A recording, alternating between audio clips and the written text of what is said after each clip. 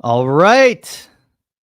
Happy Thursday evening, everyone. Baker Fairburn Hockey Show, January 18th, 2024. Matthew, we are in double-digit episodes. I think this is like number 11. We'll get to that. We'll throw our little party maybe later into the next episode. But want to welcome everyone to the show. Hey, while you're here, before we get started, like this video, subscribe to the channel, bang that notification bell so you know when we go live. Find the Baker Fairburn Hockey Show wherever you get your podcast. Leave a 5-star review, and in the comment section, leave your favorite mocktail or cocktail recipe. All right, Matthew, let's get rolling. New artwork on the podcast. How about that? Yeah, it's pretty a little hot. Fancier. Well, Yes. I don't know. It looked pretty good before. A couple of good-looking guys. Just a screen grab of the show, but we had to spice it up a little bit. It looked junior varsity, though. You know what I mean? It did. So it's just you had to put something up there, and so now we actually have something that's semi-professional. So nice work on that, Matthew, or whatever artist you contracted for that. All right, Sabres have won 2 in a row, Matthew, after winning tonight on home ice against the Blackhawks by a 3-0 score.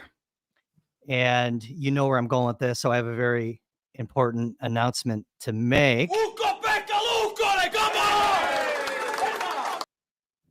Ukko-Pekka Luukkonen earns a second straight shutout, stopping 19 of 19 shots. I'm Gus Girgensons, JJ Paterka, Rasmus Dahlin with your goals. Ryan Johnson with a 2-assist effort tonight.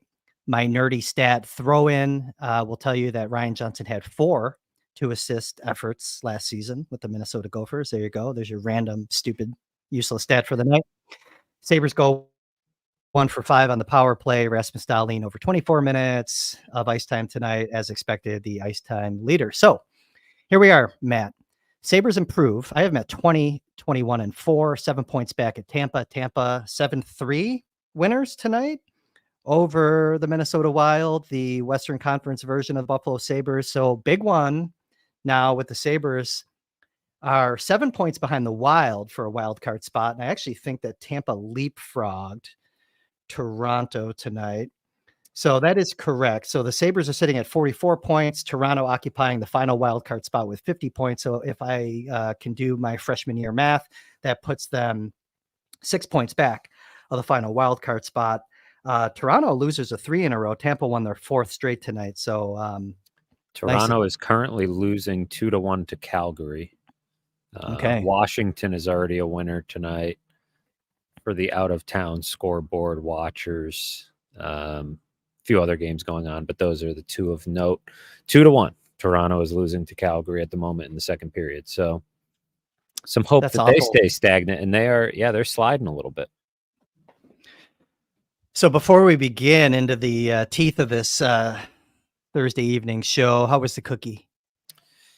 Yeah, you got me there on Twitter. I have tried to have better self-control, but it's tough. You go up in between periods for a drink, and the cookies are right there, refilling my water. So I kept it to 1 tonight, which I thought was a pretty good job. Not too bad. Not worth it, but what can you do? Now, do you just like shove Yurden out of the way, or do you wait for him to get his napkins and his cookies and stuff like that? It's all strategy, right? It's all waiting for the opening. I don't want to, I don't need too much physical play, between periods here. But it's been a long week, a lot of time being snowed in, so my self-control wasn't on point tonight. But the Sabres, theirs was a bit better. They were a bit more in control than I was. Yeah, they were swarming tonight out of the gate. Clearly a strategy of theirs was to just move the puck up ice quickly. Sometimes I think maybe they were going too fast for their own good. Notice, obviously I think there's a lot of things that we want to talk about tonight, but I think we have to start with the goaltending. Do you agree? I mean, Luukkonen, 3rd shutout of the year, 2nd in a row. Didn't have a ton of work tonight, but I mean, quality shots. He had to make some big saves.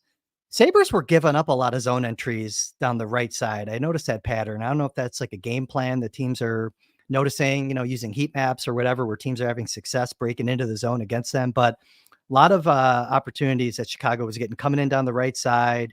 They're leaving that side of the ice open. I don't know if it's coincidence or what, but something that I noticed. But Luukkonen looking pretty sharp. Looks like they might have their guy here to ride. And wasn't it January of last year? Wasn't he rookie of the month last January? Like, does he like January? I believe it was January or December, one of those, because he started getting hot on that road trip out west in December. And then I think he carried it over into January.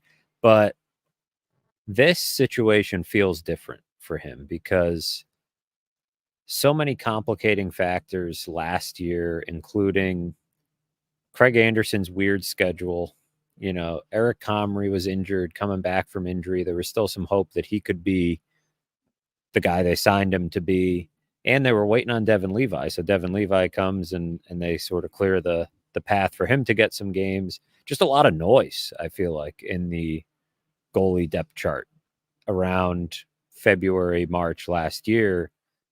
And so that might have contributed to some of his dip. This feels different because as hot as he was in January and December last year, it still felt like there were limiting factors to whether he could really grab the net, like whether they would actually let him really grab the net. And right now, especially playing this game tonight, you know, when, he's fresh off a shutout and a 1-goal effort the game before that. But in the past, even a couple months ago, we might have seen Don Granato go back to Devin Levi. And they were so eager to get back to Devin Levi before, not let him go too long in between games. And they stick with Luukkonen. I would think you have to stick with Luukkonen on Saturday, right, against the Tampa Bay Lightning. So now you're talking about that would be 4 straight games for him. And I think that's clearly having a positive impact on him. And I think it's having a positive impact on the team, too, to have some stability back there, and his calmness has been evident. So I don't want to crown him the franchise goaltender after shutouts against the Sharks and Blackhawks, right? These are games they were supposed to win. They played pretty decent team defense in both games, got in, got out, got what they needed. But that 1-goal effort against the Canucks was pretty impressive, too. So this has been a prolonged stretch for him, and now the next step for him is just proving he can continue to do it. But there's no reason to not roll with him when they badly need every win they can get. Yeah, and we talked about that earlier in the season, you know, kind of ride the hot hand, and they were reluctant to do that. Even as recently as a couple of weeks ago, Don Granato was talking about having a rotation. Even if one guy was coming off a good start, go back to the other guy, keep them both going. Can't do that now. Points, got to get them, got to start stacking them, go with the hot hand. You have 3 goalies, right? You know, you and I were talking on the phone earlier. I was like, you know, it's not like you're going to run one into the ground, but this is the time. If you're going to come close to running one into the ground, this is when you do it now. And just to close the loop on what I was saying earlier, and I'm not a dingus. It was January 2023. Luukkonen was NHL Rookie of the Month, 6 wins and 9 starts. But it does, to your point, have a different vibe this year. And, you know, and just thinking about Luukkonen's recent play, you know, this is something that I've kind of mentioned before, you know, where when he's been developing, you know, like even when it was a little bit rocky for him in the first couple of years, when he was going through Rochester, he saw some time in the Coast League, even in Cincinnati, when that was their Coast League affiliate at the time. He played well down there, but he was, you know, up and down, peaks and valleys. But he was always that steady, like he was still a prospect, like a good prospect. Like even when he was in his second year and, you know, his goals against and save percentage, we're not going to blow anybody out of the water. He was still that solid prospect that you had to be patient with. And one thing that the Sabres development staff, Mike Bales as the goaltending coach, or, you know, assistant coach, I guess is his official title, Seamus Koda, goaltending development coach, they always talked about how UPL just makes it really easy to work with him. And goalie coaches, it's like 90% psychologist. When you have a pupil like that, that makes it easy, that is really into his education. We've talked about that in the past. He's a smart guy, somewhat intellectual, just makes things easy. I think that's kind of leading up. It's a really important part of the process. You know, if he was a little bit more short-circuited mentally, he wouldn't be where he's at right now. And again, we're not crowning him, but it's nice to see. If you go back even coming into the season, he was probably thought of as what? Like, was he the second, maybe the third in the eyes of fans? And now he's emerged as the number 1 guy. It's a good story that's playing out here right now, just past the midpoint of the season. It felt like he was number 3 in the Sabres' eyes at times in the preseason. I believe he got the 3rd game coming out of the gate in the regular season. He was the third of the three to play in a game. He got some tough draws, I felt like, in terms of his preseason assignments. Had a couple rocky games and moments. And I remember talking then just about the various, to your point, if mentally he was more, apt to go into the tank or, get frustrated, that would have shown up at some point, because last spring had to have been frustrating. He had that really great month in January, some strong play in December, and then he's essentially an afterthought at the end of the season. They're just letting Devin Levi play all these games, talking about Devin Levi being the future, all these things. Meanwhile, he's 24 years old, sitting there thinking, just like that, you go from being the big prospect to being, an afterthought. And they, pumped him up over the summer, kept him on the roster. But, coming into camp, it seemed like he was sort of having to fight for every little bit. And even in the season, it took an injury to Comrie for him to get regular starts. And then, injury to Levi and then an injury to Comrie. And now here he is for the first time since I've been covering him. He's in the NHL net with just one other goalie and getting all those practice reps, getting a lot more clarity about how this situation is going to unfold. It'll be a rotation unless somebody goes and grabs it. And that's exactly what Ukko-Pekka Luukkonen did. Now, you mentioned that he has played a stretch of games consecutively here, and you had spoken to the staff in Sudbury, I want to say, and wrote a story about Luukkonen in the past. And there was something that was really enlightening in what the staff at Sudbury was telling you about when Luukkonen really started, like the switch flipped for him, right? In terms of it being his, like when he felt like he was the man, it was his team. Yeah, that's Rob Papineau, the GM in Sudbury. We were speaking over the summer about something else and got on the topic of Luukkonen, and that's what he mentioned when he felt, and that's like not just even an on the ice, sometimes like an off the ice feel for Luukkonen. Just when he felt like he was the guy and it was his team, he really blossomed. That's when he had his MVP season in the OHL, and he just felt like coming to the rink every day, consistently knowing his role, knowing that it was his net, it was his team, made a huge difference for him.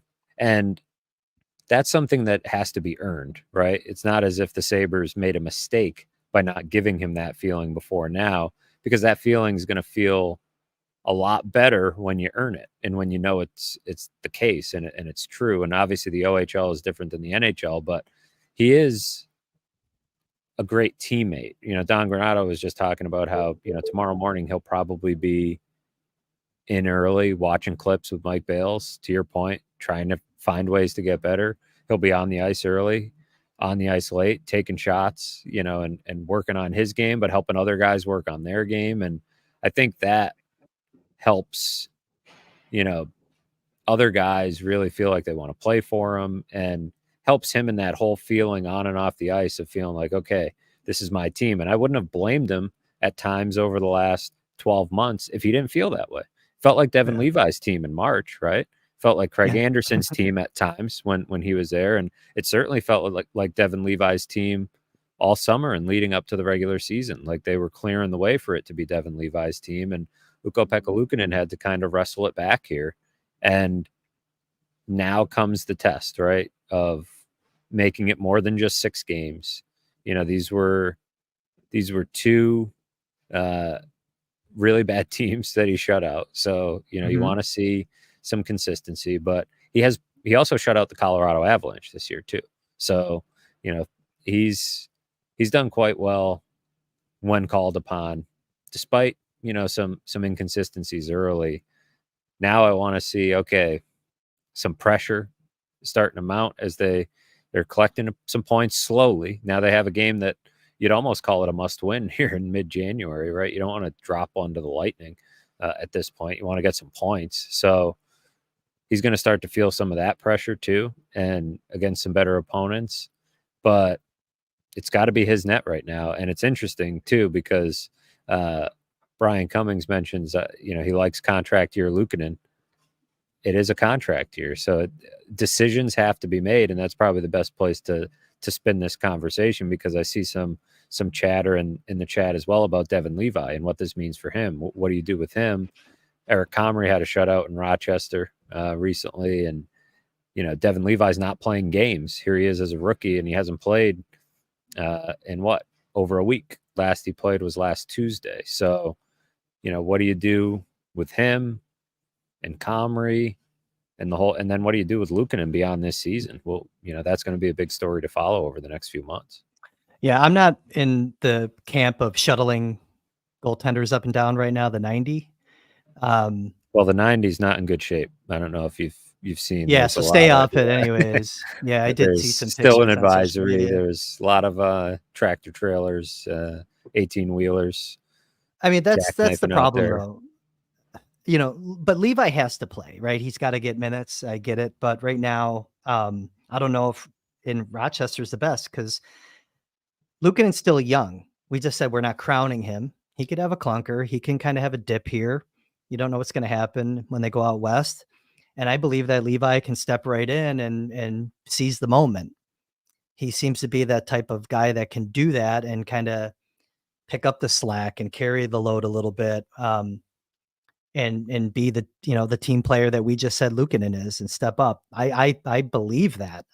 Is it best for his development? I mean, we can have that conversation, but I think it's a separate conversation.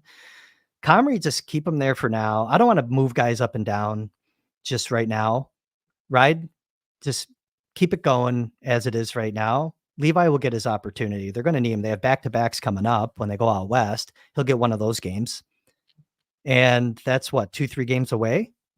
So that's kind of where I'm at right now. Just kind of sit tight, keep them sharp in practice.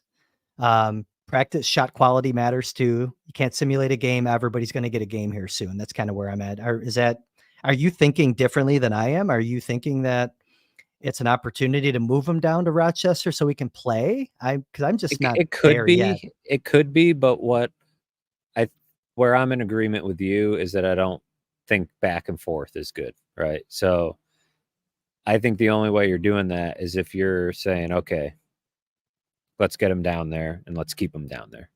We've got our guy here in Ukko-Pekka Luukkonen. Let's keep him down there, get Comrie up. And when we need to spell Luukkonen, bring in Comrie. But I don't know if they would commit to that. And, maybe towards the end of the year, you put Levi down there so he can, play in the playoffs if Rochester's able to make a run, but, get him those valuable minutes. But I think the back and forth, I don't like the idea of, and that's what it feels like it could be, given you probably can't sit here after 6 games and say for sure that Luukkonen's going to keep this run going.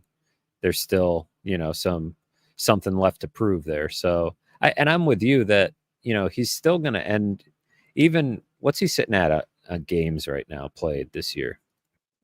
Luukkonen? Levi. Oh, Levi? He's played 19 games. So, he's, I'd say, got a good chance to finish with about 30 games, probably, right? Yeah. Depending on some factors, 25 to probably 30 more. games. Maybe, I would say he might. He could probably get more. Yeah, might get to 35, and that's healthy, I would say, for a rookie goalie. So there's value in the in between. There's value in the practices, like you said, in being up here and playing those minutes where he hasn't played in 9-10 days. He actually has done well in that scenario before. So I think I have no problem with him staying up, though I do understand the instinct of some that he should be playing. And we've talked about it a lot. He probably should have been down there at the beginning of the year, and it, might have given Ukko-Pekka Luukkonen the chance to get into this type of rhythm earlier. But it also would have just given Devin Levi the room to breathe in his development. They are where they are now, and I do like him being, getting some of that NHL experience, but as a backup, I think is a healthier spot for him. It's probably a more realistic conversation when they get back from that West Coast trip. to see what they'll do and see how that trip goes and see how Levi plays. Like I said, he's going to get a game, at least one. So more to come on that. But good to see Luukkonen kind of holding the fort down. Made some really good saves tonight, man. There were some point blank opportunities. On paper, it doesn't look like he had a busy night, but he had some decent shots that he had to stop. So Sabres came into tonight a little bit of a line shuffle. So if you go back and you look at how they ended the San Jose game, this is how they ended. So actually on Sunday, first, let's give this show some props. We talked a little bit at the end. We sprinkled in a little, hey, we should talk about Benson next time. But then we ended up talking about him a little bit anyways for like a minute and a half in an hour and 15-minute podcast. We talked about maybe it was an opportunity with Skinner out to put Benson up. We saw that come to fruition in the San Jose game. So they ended with Benson, Thompson, Tuck in that San Jose game. That carried over to tonight. We'll just forget where they ended up because that was kind of why I wanted to talk about where they ended up in San Jose. But tonight, Benson, Thompson, Tuck, Gergensons, Middlestat, Quinn is how they started. I want to say they jumbled that a little bit. Olofsson, Greenway, Okposo, Robson, Krebs, Peterka. So Benson also moved up to PP1, which is pretty cool. Saw Tage Thompson actually get a little PK work there. Not a lot, but I think a little bit. I saw him come out for at least the first shift on, I don't know, I think it was the first or second PK. I thought that was kind of interesting. That was probably just because of the rotation and where they're at with guys that are on the ice. No Cousins tonight, so no Cousins. Yeah, probably contributed. What'd you think of those lines though? Like putting Peterka down with Robinson and Krebs to start was kind of my little note that I wrote down was, is this balancing the lines for Peterka, to steal the Brian Cummings line? I don't know if that was necessarily seeds and stems that they were going for there. More seeds and stems for Peterka. Not exactly a swag line by any means, but I thought that it was like, what do you think their aim was there? It's going for balance. It wasn't like they were trying to penalize anyone there by shuffling them up like that. No, it was what you said, balancing it out so that they had at least one guy on each line that could play that direct, responsible game. And it was Robinson's, Krebs, and Gergensons that they wanted to spread out on three lines, and Benson to a degree on the first line, which we could talk about too, because Don Granato was talking on Monday after the game about how Benson brought stability to Tage Thompson and Alex Tuck. And I followed up and said, it said, a little weird, isn't it? An 18-year-old is bringing stability to your two top goal scorers from a year ago. And, it is a little weird, right? But it speaks to Zach Benson, who he is as a player, what he does away from the puck. And look at that goal Rasmus Dahlin scored tonight. Benson's at the front of the net, right? Creating some traffic. Doesn't get his stick on it, but he's there. And I think he's close to starting to get some points too, which is this, it feels like an understated part of his game, which is rare for a number 13 overall pick who had 115 points in junior. Normally we would be talking about all the skill, all the offensive potential.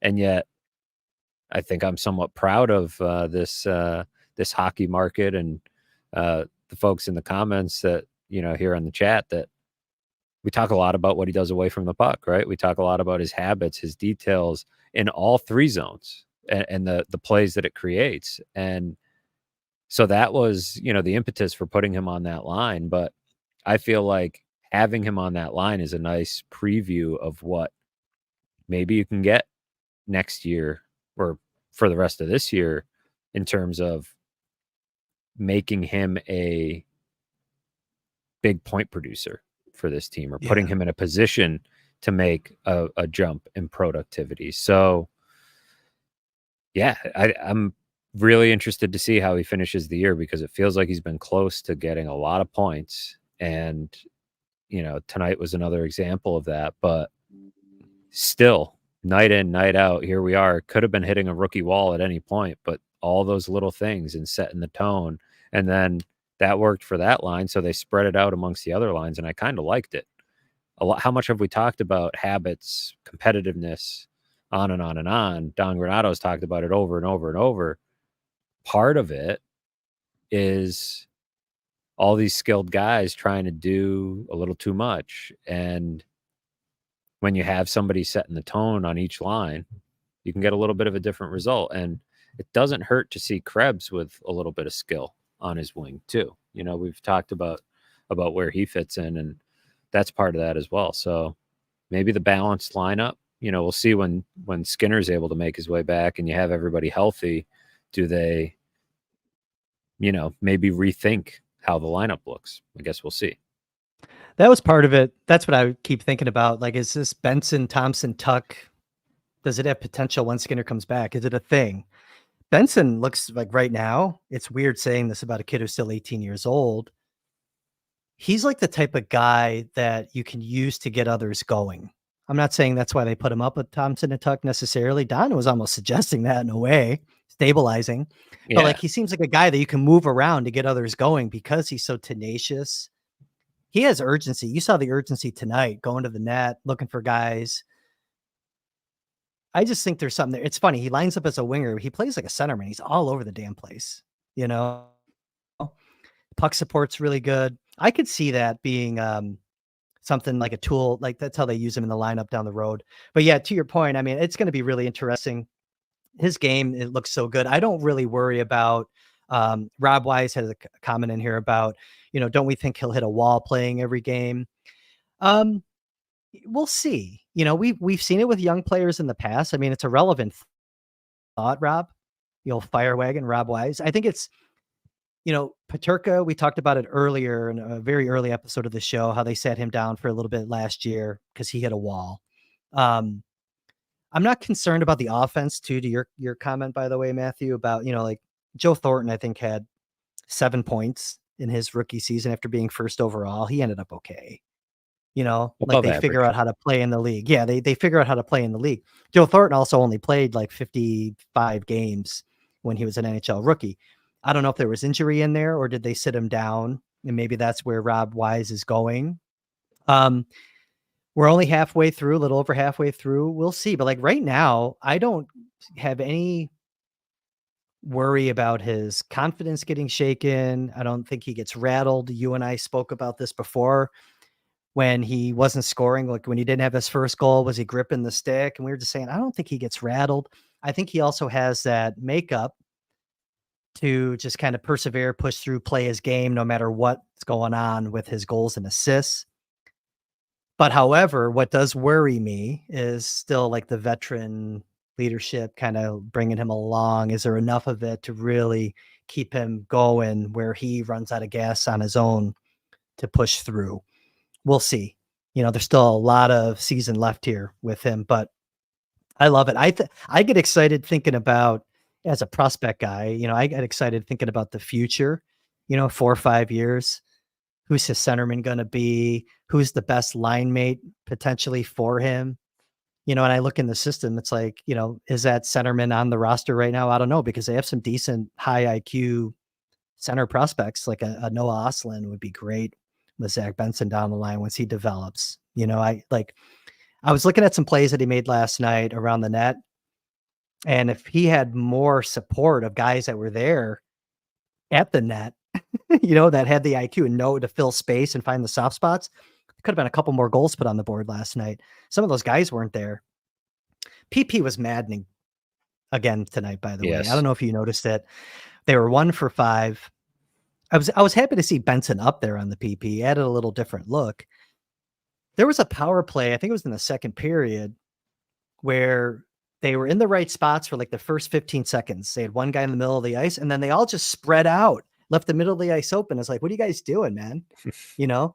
And I don't think that's how it was drawn up. I think that was like someone's just forgetting that, oh, I got to get my ass to the bumper, you know? But yeah, it's been a struggle, to say the least. It's the biggest reason I think they're so low in the standings right now. I mean, that would have made a difference of who knows how many points, you know, when you're bottom 5 in the league on the power play and still a decent 5-on-5 scoring team. Clearly a better defensive team by some metrics, not a great defensive team, but better, getting decent goaltending now and again. And it's just like, they cannot figure that part of it out. And maybe I think a player like Benson does help what he can do around the net, and that might help spark his offensive game a little bit. But they need more guys, to your point, clogging the middle and just not trying to make it so perfect all the time, and how much was that power play boosted by Tage Thompson's early season hot streak last year? Maybe there's something to that, and they were too reliant on that because it cooled off in the second half of the season, and they haven't found it really at any point this season. So I don't know. We'll see. They had a little something going before Jeff Skinner got hurt, and since he's been hurt, it's sort of dried back up. So, and they had, if there were 2 games to get it going, San Jose and Chicago should have been it. So I don't know if we're going to see it, when it's going to turn the corner. Even the power play goal that they scored tonight was a deflection off of a Blackhawks defender. I think it was Vlasic, right? Dahlin. It was Dahlin's goal. And he wasn't even really shooting the puck at the net. I think he was going for Benson, who was going to the net, right? It's like, you touched upon it earlier, but it's just like, it doesn't matter how they go in. But again, it wasn't how they drew it up. It wasn't how the power play is supposed to work, right? So still a concern. Yeah, they had plenty of opportunities tonight, and I was just, they were passing up shots too. Even Middlestat a couple times in the first period. I think on the first power play of the night, gets the puck like lower slot on the left side, has a look to at least get a shot on goal. You can get a rebound off it, even if you don't have a lot of net to shoot at. He circles away, circles into the corner, kicks the puck high. I'm like, what are you doing, man? They did it a couple times tonight. So that's why I said it was maddening. But we were talking about Benson and like guys maybe not being where they could have been for him to feed him the puck. That's how I, segued into the power play, and using that as another example of what are we doing out there? So still some work to do. Not a lot of practice time though, right? Yeah, they were off Sunday. Yes, they were off Tuesday as well. Yesterday, they got in sort of a hybrid morning skate practice because they weren't sure if they were going to play. So practice tomorrow, early game Saturday, though, so they're not going to push them too hard at practice. They'll get some time when they go out west. They have a few days off in between games, so they'll get a good practice in then. But yeah, I mean, they've had plenty of practice time before that, though, in the couple weeks prior, and it didn't exactly fix the power play either. So, Don Granato was not pleased with it after the game. He was talking about it and talking about the opportunities that they passed up, that they didn't even notice, out on the ice. So they're still missing stuff out there, and that's probably part of just not having any of the confidence, thinking too much. And at this point, it's starting to snowball because of how long it's gone on. So we saw Eric Johnson get hit from behind tonight by Kurashev. Kurashev gets a 5-minute boarding penalty. My thought when that penalty happened was like, okay, get a couple on the board and then get some take care of that professionally with Kurashev when he gets out of the box. We saw Gergensons try to do it. Saw a response there. A little bit of response. I think he tried to get him to go and Kurashev wasn't going to fight him, but I appreciate the attempt, I guess. Anything on Johnson? Did he come back? I don't think so. I don't think he did. Don Granato mentioned that he's going to be sore and they're going to have to reevaluate him in the morning. So he took, that was a hard, looked like shoulder hit first. Yeah. Which was encouraging. It wasn't a head first collision, but still a hard hit. And to your point, this is now the second time in 3 games, I think, where you could say, a player crossed the line and didn't totally have to, last time it was Eric Johnson, going after JT Miller. And he was the one that went down this time. And part of me felt like because it was him, there should have been a stronger response, right? He was the guy that did it last time when he really shouldn't have had to have been that guy, because it put them even more shorthanded on defense when Dahlin took that hit and they were already down Samuelson. Dahlin's, getting looked at, and then Johnson takes the penalty, and it's like, but he did it because somebody had to, right? That's what you have to do. You see that guy go down, and it just didn't feel like there was much of a response. So, like you said, Gergensons made a little bit of an effort after the play. There was a little bit of pushing and shoving, nothing too crazy. That was a little bit of a dangerous hit. And so you'd like to see, especially with the guy lying on the ice, that you want to see a little something, but that's part of who's it going to be, right? There's only a small number of guys on the roster that can really, go toe to My toe. concern, that's my concern about the team though, too. Like when I say, like, I feel like those veteran leaders are kind of on an island. There's not enough of them. I was prepared. I didn't think that even they were going to have any response. I thought they were going to roll over again because we've seen it quite a few times this season. I was ready to come on, hit live, and start bitching about the lack of response. Now, it wasn't enough, but at least we saw a somewhat of a heartbeat there with Girgensons trying to get him to go. I mean, what's he supposed to do, though, at the same time? Jump him, drop his gloves? Are you protecting a shutout? What's more important in that scenario late in the game? Closing out the game, protecting the shutout, or sending a message? I don't know. Maybe you could have done both. I don't know. It wasn't enough. Like I said, I kind of gave him credit for trying, but noteworthy though. You make a little note on that. Well, especially since a couple of games ago, it was a topic, right? Owen Power sort of jumped to the defense of Dahlin, but it was not, the most inspiring response. And then you had Eric Johnson having the fight. But yeah, there's not a lot of guys, whether it's maybe Jordan Greenway or Connor Clifton. Peyton Krebs was an aspiring middleweight, as you labeled him last year, but hasn't mixed it up as much this year in that department. So it doesn't have to be a fighter either, right? Like it could be somebody else that lays the body on him, or like you said, just leadership and presence and these things that doesn't need to be a fight by any means. Just a little bit more of a response to just a little more, little bit of a heartbeat, like you said, and having the guys back that had everybody's back on Saturday afternoon against the best team in the league. So it is what it is.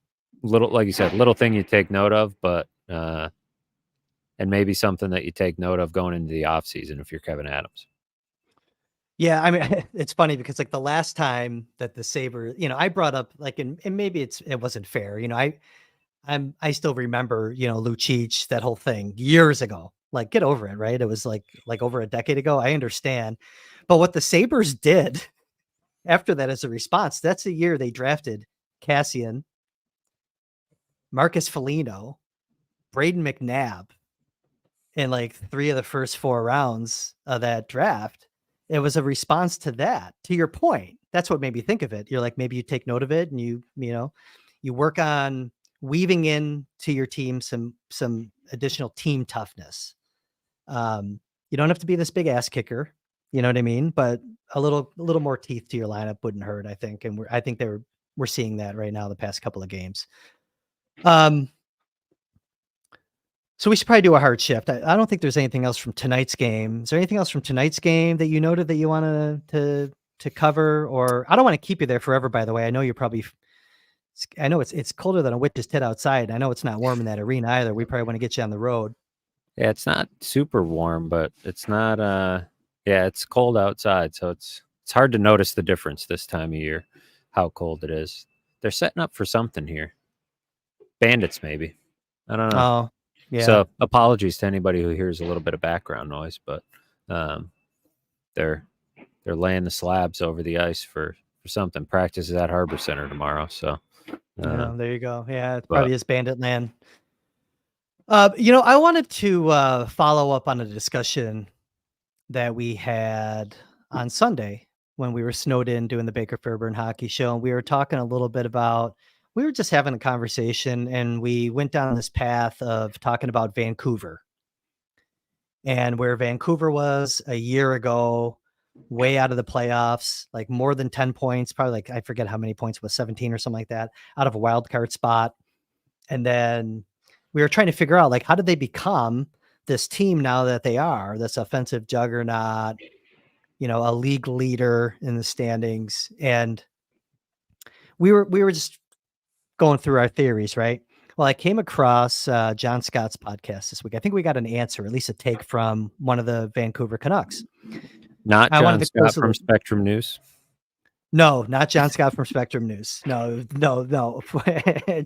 Former Sabre, Minnesota Wild, Chicago Blackhawk, wherever else John Scott. Yeah, 6'7", engineering major from Western Michigan University, John Scott. I think I'm out of John Scott facts. He had Connor Garland on his Dropping the Gloves podcast, and he kind of asked him, he's like, what's with you guys? Like, how did you go from A to B? And Connor Garland talked about, he said the biggest factor was, I wanted to close the loop, okay, from last week. Connor Garland said that, the biggest thing was we had a coaching change. We brought in Rick Tocchet. He put his system in right away. We used the balance of a horrible season. I don't want to steal his words, but or mix them up. But he's basically saying, look, we had to learn the system and the balance of the season last year. We had limited changeover on our roster this year, and guys came in knowing the system, and we hit the ground running, and here we are. Guys know their assignments.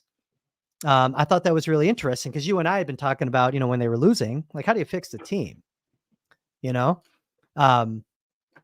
Is it trading prospects? Is it the Casey Middlestat discussion? Is it, Jordan Greenway being trade bait, potentially a guy like that? Is it, some other massive move that we haven't even discussed yet? Or, which is oftentimes the easier route for teams, making a coaching change. Now, again, this isn't let's get on the bus to fire the current coach. That's not what we're saying here, but I thought it was interesting to kind of maybe have some insight from inside of that Vancouver locker room to what they attribute the turnaround to. Any I think it's interesting. On that? Yeah. I think it's interesting from the perspective of, I had kind of gotten to the point where I thought you missed the window to get the new coach bump, right? You're already kind of out of contention. You're really a long shot for the playoffs.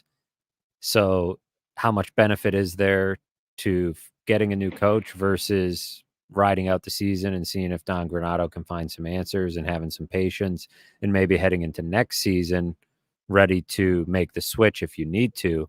But that is probably what Connor Garland said is probably the best argument for doing it if you're in that camp. And we have also talked about, you don't do it unless you have a plan, right? You don't do it and then have Matt Ellis running your bench, or even pulling up Seth Appert is probably premature. You do it if you identify a Rick Tocchet, right? A guy who is out there and available and who you want to plug in and you want to get his system in and you want to play a different way.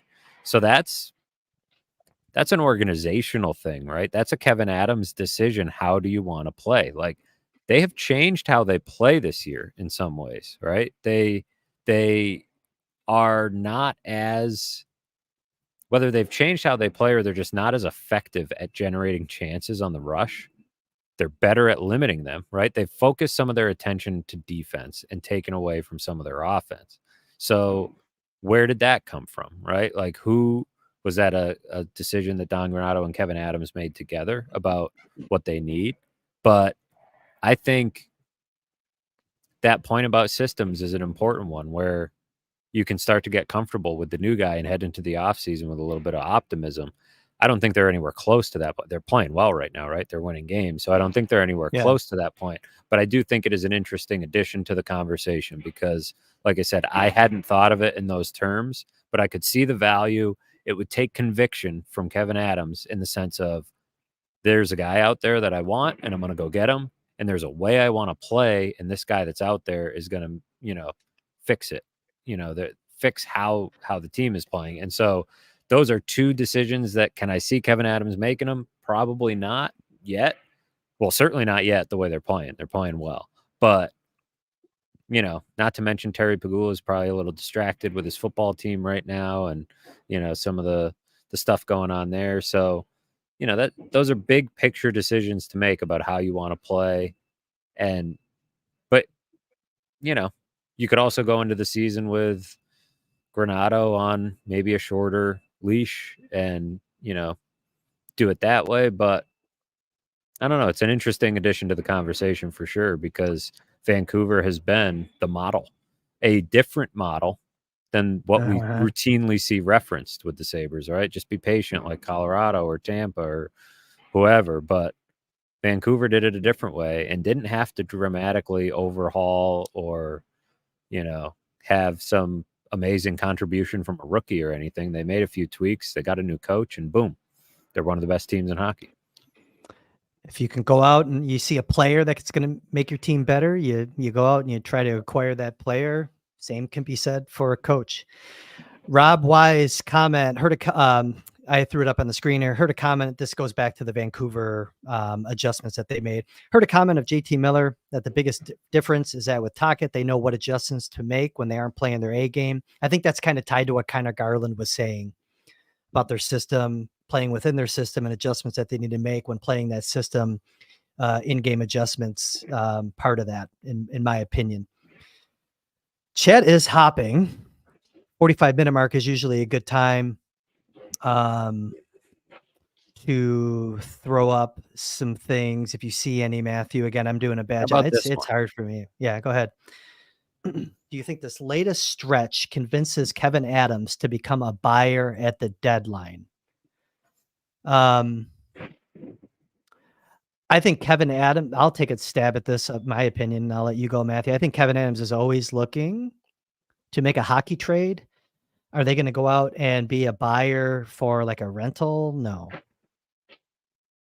No, I don't think they will get to that point by the deadline, but I think they will be looking for hockey trades if they can potentially make some. So we're also still a long way from the deadline in terms of games and how far the Sabres could be out of it or how much ground they could make up. So still a ways away from saying maybe they would buy a rental, but even look to last year where they were in the race and they bought a guy that had a little bit of term, right? Greenway had a few years on that deal. Those are the trades I think they're looking to make, and that could happen at the deadline. Certainly some of those could be available, but we'll see. I don't think wins over the Sharks and Blackhawks and Senators in 3 of their last 4, those are 3 of the worst teams in hockey. So I think they have to have that perspective too, not just with individual performances, but team performance of, okay, it was a good chance to get some confidence going, but it does not mean that everything is fixed either. Sabres 6-4 in their last 10. I was just looking at Detroit. I was like, what the hell's Detroit been doing? 7-2-1 in their last 10. They've climbed their way up to 3rd in the Atlantic. Yeah, a little too early, I think, for the whole, buyer, like how, the traditional sense at the deadline buyer, anyways, for me. Anything else in the chat, Matthew? Because, I did want to, while we're surfing, on the topic of trades, I saw the Athletics trade board. I think, 3.0 came out. A lot of the usual names on there, littered with teams. Well, some are in the playoffs, but most aren't. There is, we were just talking about Vancouver. I see that they have, I think Kuzmenko was on there, right? But 32 names on the trade list and not one Buffalo Sabre. What are you hearing around? Are you hearing anything around the league? Well, that's the problem with, I think the Sabres don't have a lot of attractive assets, right? Even if they're in a seller's position, they don't have a lot of guys that are going to warrant big returns. We've talked about the names, Okposo, Gergensons, Eric Johnson as your UFAs that could help a team. Victor Olofsson, probably price tag is what has prevented him from getting moved. The one name that I did see pop up, my colleague Thomas Durantz in Vancouver mentioned that the Canucks had some interest in Jordan Greenway.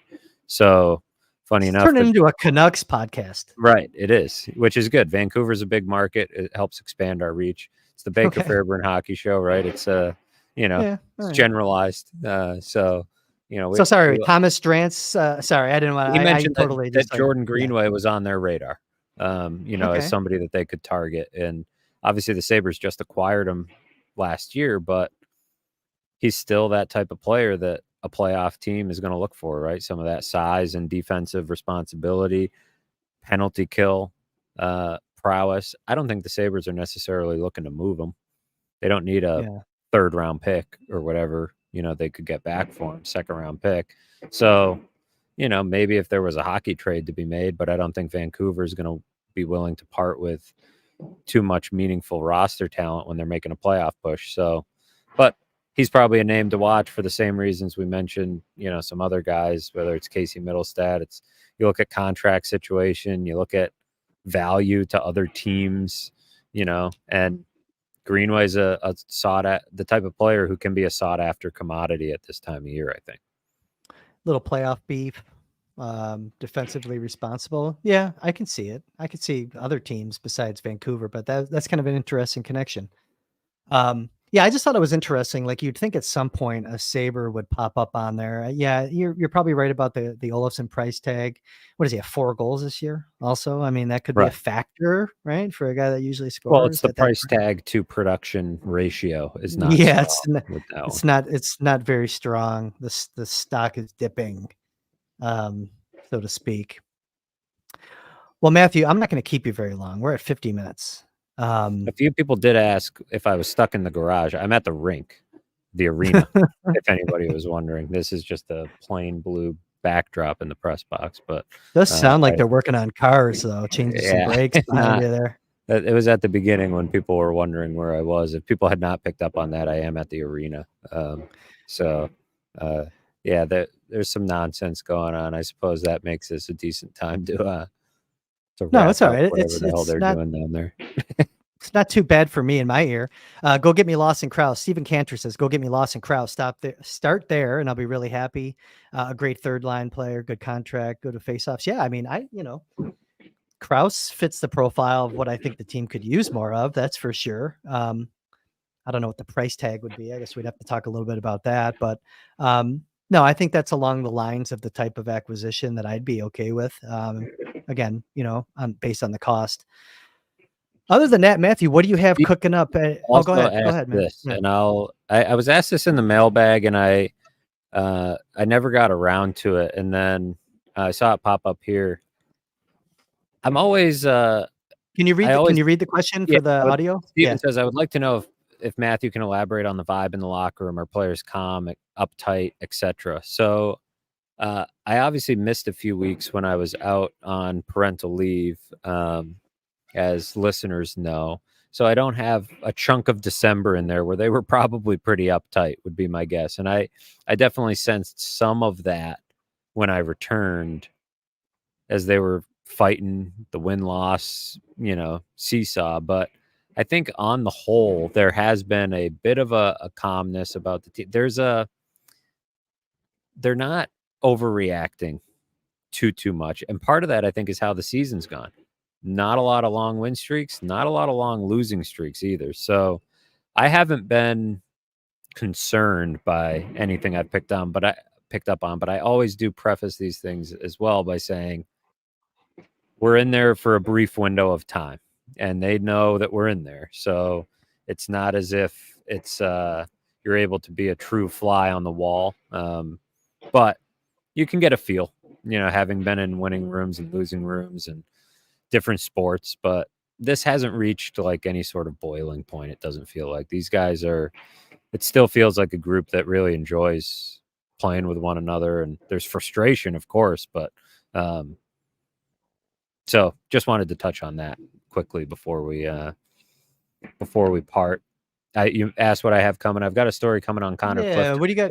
What do you got? Sometime tomorrow. It's been a lot better lately. And there's few reasons why that I found interesting in talking to him, and I'll have that story up this weekend. And then they hit the road out west. That I have trying to find some fun out of the box stories to tell, and I think I found one that'll be around All-Star break that hopefully people are in the mood for. It's hard to know when the season's going poorly if people will like these kind of things, but it was a weird rabbit hole I went down that resulted in kind of a fun story. I like when you do that. You don't even open the kimono like a centimeter. That's good. No. I don't, just keep me guessing. I love that. I love it. I will be texting you after. I want to know what the story's about. Other than that, big Bills game coming up this weekend. Indeed. Any thoughts on that? Like, let's shift gears real quick. No, not, I don't want to lose everyone here that's here, but, what's your take? What are you feeling? A lot of injuries, man. I don't know, dude. I'll be there on Sunday night. The Athletics roping me in, all hands on deck effort. So I'll be there chronicling what I think is probably the biggest home game, one of the biggest home games in Bills history. Pierre LeBrun will be there also covering the game. All hands on deck for the Athletics. That would be something. I'd be surprised if we saw Pierre LeBrun, but would welcome it. He's fantastic teammate. Been so helpful since I started. He's a Cowboys fan, doing though, hockey. dude. He is. Yeah, he's still picking up the pieces after that divisional round loss they had, or wild card round loss they had, rather. My heart bleeds for Yeah, Peter's tough. Cowboys. Yeah, a lot of Cowboys fans in Canada. Kind of a weird phenomenon. But yeah, so Canada's team. I love it. Well, it was something Dan Dunleavy was talking about this because it was one of the only games you could get at a certain point, and so a lot of people grew up Cowboys fans. Sounds like an excuse to me, but my take, I can't put my finger on what's going to happen. It feels like this Bills team is ready to make a run. Patrick Mahomes has always been kryptonite, so we'll see if that continues to be the case. First true road game for Patrick Mahomes in the playoffs. His first true road game in Orchard Park with fans in the stands. So some interesting dynamics at play here. Tough Kansas City defense. I'm not going to make a prediction. I don't want to put you. I don't want to. Predictions are. It's difficult to make predictions, especially about the future. So yeah, I'll just rather than. I don't want you to do that, anyways. Rather than do that, I'll just write about what happens when it happens, when I see it. Let people I think know. those injuries, I just have a bad feeling that those injuries are going to catch up to them. And Kansas City seemed to really kind of get their mojo back last week. It's Bill. I like how the Bills going in the playoffs. I don't know, man. I'm just worried about the injury, so we'll see. I'm hopeful. I like sitting down and I like when everyone in the neighborhood's in a good mood. That's when right. the Bills lose, man, it's awful. You're walking around. I'm walking the dogs. Everyone's scowling at each other. I'm like, all right, I don't want to deal with this. And that'll be it, right? It'll be. Yeah. I mean, people will just flock to the Baker Fairburn hockey show when that happens, right? When Bill's season's over, they'll be looking for something. That's all they'll have left is the Sabres and the Baker Fairburn hockey show to get them through winter. As long as we're talking hockey, because as soon as we started talking football, the numbers have been dropping like flies. So let's get you on your way home. We kept it under an hour for the first time. And I will make this, I will keep us under an hour here. So that's a good place to stop. So thanks for hopping in. I know you're working. We got to get you in the car, get you to the ramp, get you home. And what do you say? We'll talk offline. We'll do a pregame next week. Do you want to do a pregame on the road? Yeah, with them on the West Coast. I think that's a good plan. Is that a good idea, chat? Let us know if you think a pregame, change it up when they're out on the West Coast, is going to work for you guys. We're here for you. If you're following, leave a comment. Also, let us know if you think that we should do pregame next week. I think that's kind of the good plan because otherwise we're going to be doing this, 2:00 in the morning? I don't think so, kid. I don't think so. All right. I'm going to stop. Mike, I am so coffeeed up still. I'm never going to be able to go to bed tonight. I love it. I might have to go and walk the dogs again, 5th time today. For Matthew Fairburn at The Athletic, for the production crew, no longer really freezing, but they're still cold out in front of my house in the production truck. I'm Kris Baker. Thanks everyone for hopping in on this late night edition of the Baker Fairburn Hockey Show. We'll see you again sometime next week. Take care.